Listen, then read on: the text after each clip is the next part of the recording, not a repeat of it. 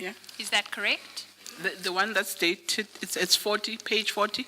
No, 39.1 should be 2 pages back, and that, as I have it, is your letter to the Minister That's correct. after the early retirement and withdrawal. Yeah. Is that correct? That's right.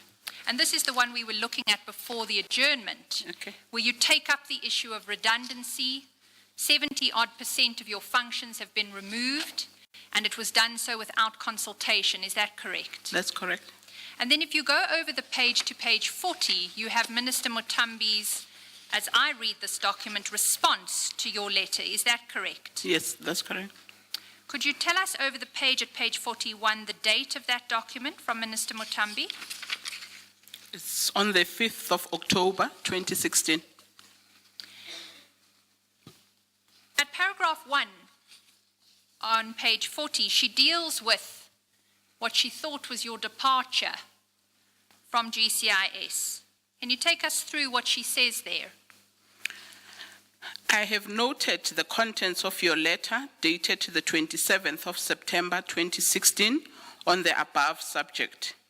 I am surprised to receive your grievance after having considered your letter of termination of services with GCIS dated 31st of August, which I directed the acting DG to accept.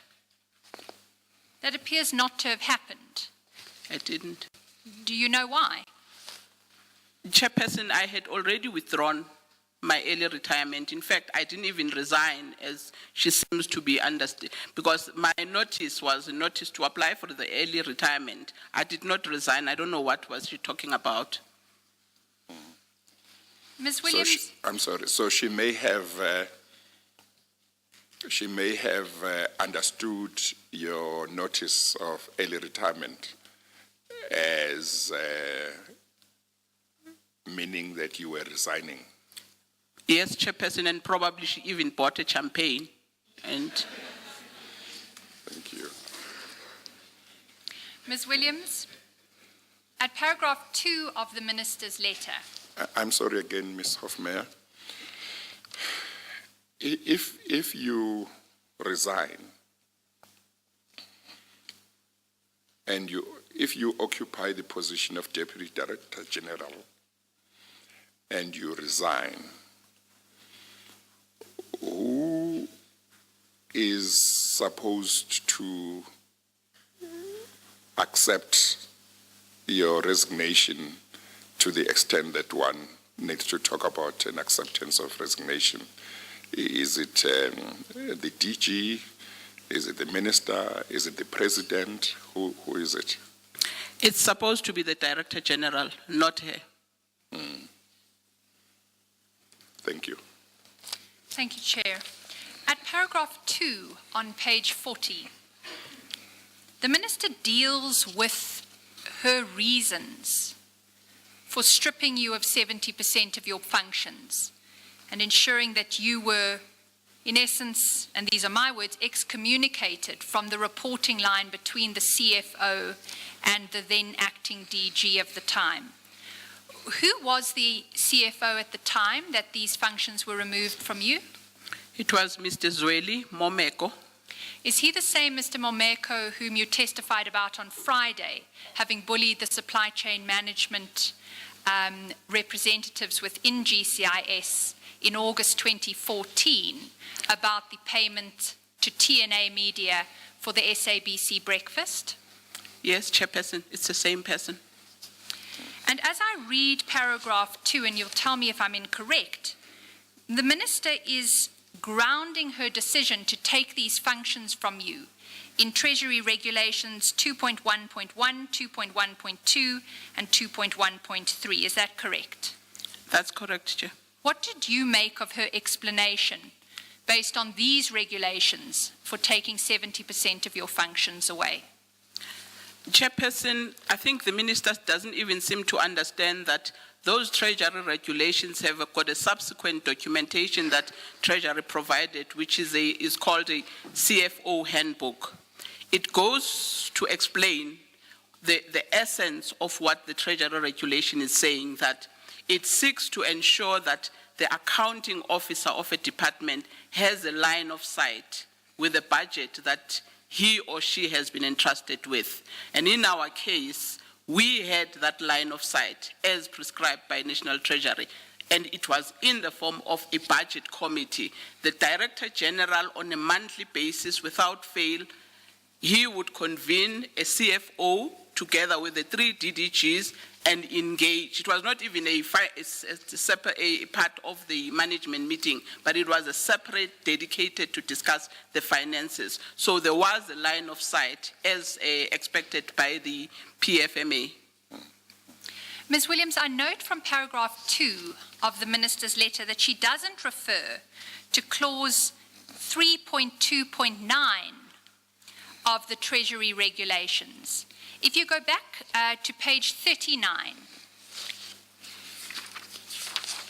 you will see that at page 39, when Mr. Dipoko advised you of this rearrangement of your functions, he said that he had been directed by the Minister in terms of clauses 2.1.2 and 3.2.9 to require this direct engagement between himself and the CFO.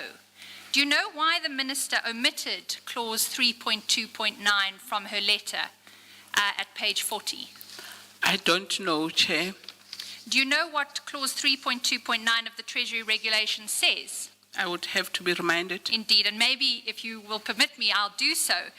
Regulation 3.2.9 says an internal audit must be independent with no limitation on its access to information.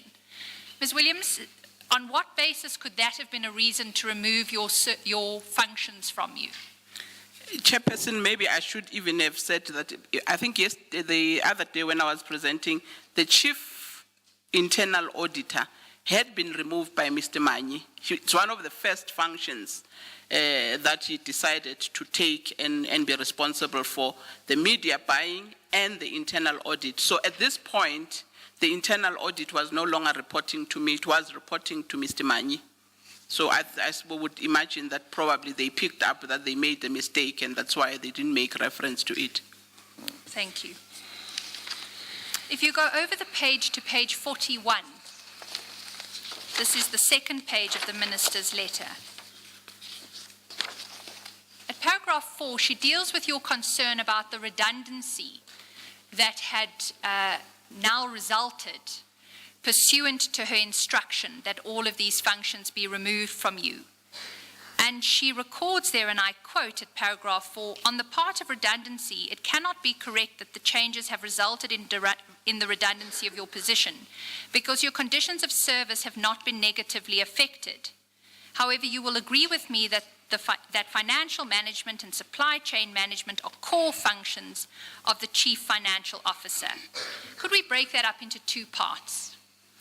That section before the however, what do you make of the Minister's contention that this wasn't an issue of redundancy because your conditions of service had not been negatively affected? Chairperson, the response by the Minister actually shocked me because it has no regard whatsoever of the taxpayers' money. To her, it's not a problem to continue to pay me for doing almost like 30% of the work that I was being paid, and to her, it's okay. It doesn't matter. We haven't tampered with your salary, but you can continue doing less because it's not her money. It's the taxpayers' money, and that's what shocked me.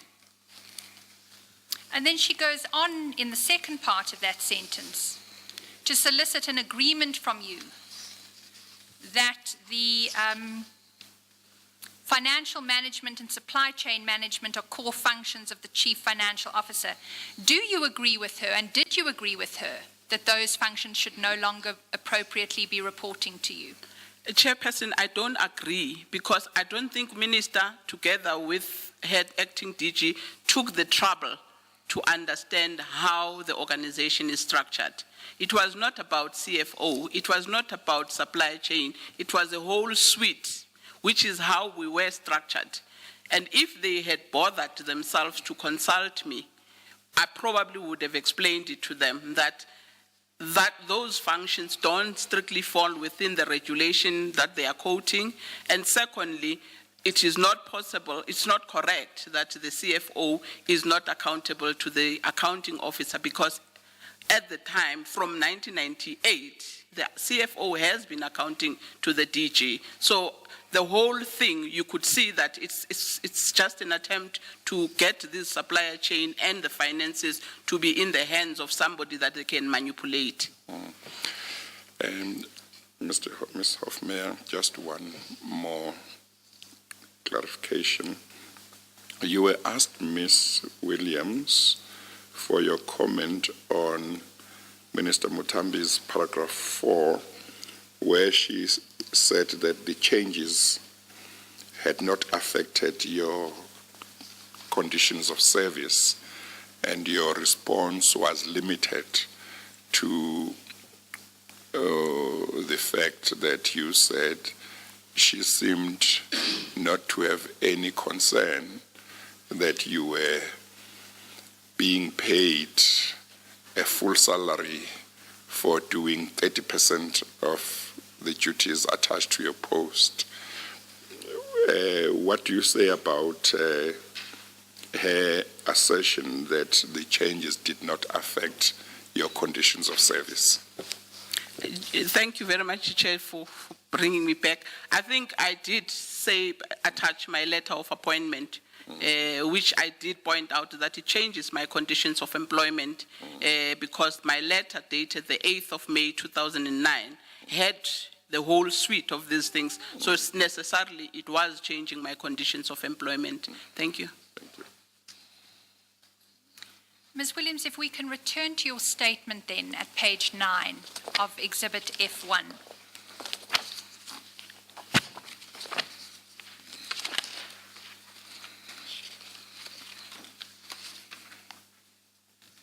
Ms. Williams, at paragraph 32 on that page, you talk about an event in July 2016 where you were invited to an interview by Minister Mutambi in her office on the 14th of July.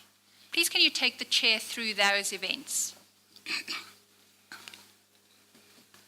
Chairperson, I received a correspondence from the minister's office where they were inviting me for an interview of the post of the deputy of the Director General. Yeah. And if you go to page 42 of Exhibit F1, is that the invitation you received? Yes, Chairperson, that's the one. And what was your response to that invitation? Chairperson, what I indicated is that, firstly, I had not applied for the post. At that point, I had not applied. Secondly, I have never been invited for an interview by a chief of staff. The way I understand human resources in the GCIS, the head of human resources is the one that will invite you.